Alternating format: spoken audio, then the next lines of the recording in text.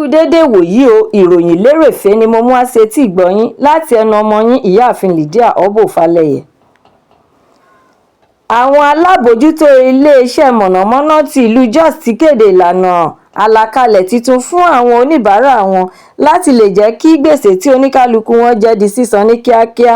Ìlànà ètò tuntun yìí wà lára ìlàkàkà wọn kí iléeṣẹ́ àwọn tí ó ń pín iná mọ̀nàmọ́ná fún gbogbo agbègbè tí ó yí wọn ká bá lè jẹ́ kí ètò sísan owó iná hàn kedere sí gbogbo ènìyàn. Ríró ètò bí àwọn ṣe ń rí owó lágbára àti pípèsè iná mọ̀nàmọ́ná tó lọ gerege. Ọjọ́ ìsinmi ni wọ́n sọ̀rọ̀ yìí síta láti pe àkíyèsí àwọn oníbàárà wọn sí ètò tuntun yìí. Ẹ̀kúnrẹ́rẹ́ ìròyìn eléyìí náà wà nínú ìwé ìròyìn Punch. Ìròyìn yìí ló ń sin àwọn ènìyàn nígbẹ́rẹ́ ìpàkọ́ wípé ní àyípadà ìṣẹ́jú àkàn yóò wáyé nínú ẹgbẹ́ òṣèlú People's Democratic Party (PDP) tí àwọn olórí èèkàn pàtàkì yóò fi ẹgbẹ́ òṣèlú sílẹ̀ kí wọ́n sì bọ́ọ̀dì sí ẹgbẹ́ òṣèlú mìíràn. Orísun àrígbámú kan tí ó súnmọ́ ẹgbẹ́ òṣèlú PDP tí ó sì mọ bí gbogbo nǹkan ṣe ń lọ ló fi tó àwọn akọ̀ròyìn ilé-iṣẹ́ Daily Post létí wípé kí ó tó di inú oṣù kẹrin April ọdún tí a wà nínú rẹ̀ yìí ni Bala Mohammed yóò kọjá sínú ẹgbẹ́ òṣèlú tí ó ń ṣe ìjọba lọ́wọ́lọ́wọ́ tí ó jẹ́ ẹgbẹ́ òṣèlú All Progressives Congress (APC) tí Ṣèyí Mákindé náà ti parí ìpinnu rẹ̀ láti darapọ̀ mọ́ ẹgbẹ́ òṣèlú African Democratic Congress (ADC). Ẹ̀kúnrẹ́rẹ́ ìròyìn eléyìí náà wà nínú ìwé ìròyìn Daily Post. Babátúndé Ọláògún tí ó jẹ́ òṣìṣẹ́ ìjọba àti olùdíje fún ipò olórí ní apá àríwá ìlú Ògbómọ̀ṣọ́ ti fún 500 akẹ́kọ̀ọ́ ní ìwé ìdánwò jáàmbù lọ́fẹ̀ẹ́ ní agbègbè tí ó ti fẹ́ di aṣojú. Ọláògún wá ṣàlàyé síwájú wípé òun mọ̀ọ́mọ̀ pín ìwé ìdánwò náà lọ́fẹ̀ẹ́ láti fi ṣe ìrànlọ́wọ́ fún àwọn ọ̀dọ́ àti láti gbé ètò ẹ̀kọ́ lárugẹ. Ní àfikún ọ̀rọ̀ rẹ̀ ló ti sọ pé wọ́ọ̀dù 10 lòun ti ṣe ìpínfúnni tí 50 sì lọ sí wọ́ọ̀dù kọ̀ọ̀kan àti pé òun jẹ́ kí ó yé gbogbo ènìyàn wípé kí wọ́n rí dájú pé gbogbo àwọn tí ó yẹ kí ó gbà á ni wọ́n fún. Ẹ̀kúnrẹ́rẹ́ ìròyìn eléyìí náà wà nínú ìwé ìròyìn The Nation. Ìlú mọ̀ọ́ká olórin Tẹ́ní ní ìròyìn yìí sọ pé ó wá àyè tí ó sì rápálá dé ibi tí àwọn ènìyàn pàtàkì jókòó sí níbi ayẹyẹ àyájọ́ àwọn obìnrin lágbàláyé tí wọ́n ṣe ní ìpínlẹ̀ Akwa Ibom. Àwọn ènìyàn pàtàkì tí wọ́n jókòó síbẹ̀ ni aya ààrẹ àkọ́kọ́ Olúrẹ̀mí Tinubu, aya gómìnà ìpínlẹ̀ Akwa Ibom Umo Eno àti ààrẹ ilé ìgbìmọ̀ aṣòfin àpapọ̀ Godswill Akpabio láti lọ fi orin ìfẹ́ yẹ́ wọn sí. Bí ó tilẹ̀ jẹ́ pé àwọn ẹ̀ṣọ́ elétò ààbò kò fún láàyè ṣùgbọ́n Tẹ́ní rí dájú pé òun dé ibi tí wọ́n wà. Ẹ̀kúnrẹ́rẹ́ ìròyìn eléyìí náà wà nínú ìwé ìròyìn Vanguard. Ìpàdé gbogbogbò ti ẹgbẹ́ òṣèlú All Progressives Congress (APC) èyí tí ó yẹ kí ó jẹ́ ohun ìdùnnú wípé ojoojúmọ́ ni ẹgbẹ́ òṣèlú yìí ń pọ̀ sí ṣùgbọ́n ó ti wá di ohun tí ó ń fa ìbànújẹ́ àti ìkorò ọkàn fún àwọn gómìnà tí wọ́n dìbò yàn lábẹ́ ẹgbẹ́ òṣèlú APC lórí bí wọ́n ṣe ń pín àwọn ipò pàtàkì tí ìgbìmọ̀ òṣìṣẹ́ àpapọ̀ NWC ní ẹlẹ́kùnjẹkùn, èròǹgbà ipò ààrẹ àti ìṣòro ètò ìdìbò gbogbogbò ti ọdún 2027 èyí tí ó wà ní gbùngbùn àárín èròǹgbà wọn gangan. Ẹ̀kúnrẹ́rẹ́ ìròyìn eléyìí náà wà nínú ìwé ìròyìn The Sun.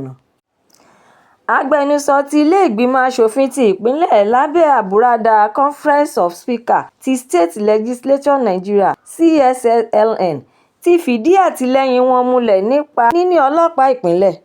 Wọ́n kéde ọ̀rọ̀ yìí nípa fífi ìdí rẹ̀ múlẹ̀ wípé àkókò ti tó fún ìdásílẹ̀ rẹ̀ nítorí pé àkókò tí a wà nínú rẹ̀ yìí ti ṣàfihàn ìwúlò rẹ̀ kí a má fi èròǹgbà àṣìlò rẹ̀ pa ìdásílẹ̀ ọlọ́pàá ìpínlẹ̀. Ẹ̀kúnrẹ́rẹ́ ìròyìn eléyìí náà wà nínú ìwé ìròyìn Leadership. Ìròyìn eléyìí ló ṣàlàyé wípé bí ó tilẹ̀ jẹ́ wípé ojoojúmọ́ ni ẹgbẹ́ òṣèlú All Progressives Congress (APC) tí wọ́n ń ṣe ìjọba lọ́wọ́lọ́wọ́ fi ìgbà gbogbo di púpọ̀ sí, síbẹ̀ ìṣòro ẹni tí yóò jẹ́ igbákejì ààrẹ ṣì ń bẹ lábẹ́ aṣọ àwọn ẹgbẹ́ tí kò sì tíì ní ìyanjú rárá. Nínú ìwádìí tí iléeṣẹ́ Sunday Tribune ṣe fìdí rẹ̀ múlẹ̀ ní òpin ọ̀sẹ̀ wípé oríṣiríṣi ọ̀rọ̀ ni àwọn ọmọ ẹgbẹ́ gangan tí ó wà ní Aso Rock ń sọ lórí ọ̀rọ̀ igbákejì ààrẹ fún ètò ìdìbò tí ó ń bọ̀ lọ́nà. ẹgbẹ́ òṣèlú APC ti ní gómìnà tí ó tó 30, ṣùgbọ́n ìṣòro ẹni tí yóò jẹ igbákejì ààrẹ ló ń bá wọn fínra lọ́wọ́lọ́wọ́ báyìí. Ẹ̀kúnrẹ́rẹ́ ìròyìn eléyìí náà wà nínú ìwé ìròyìn Nigeria Tribune online.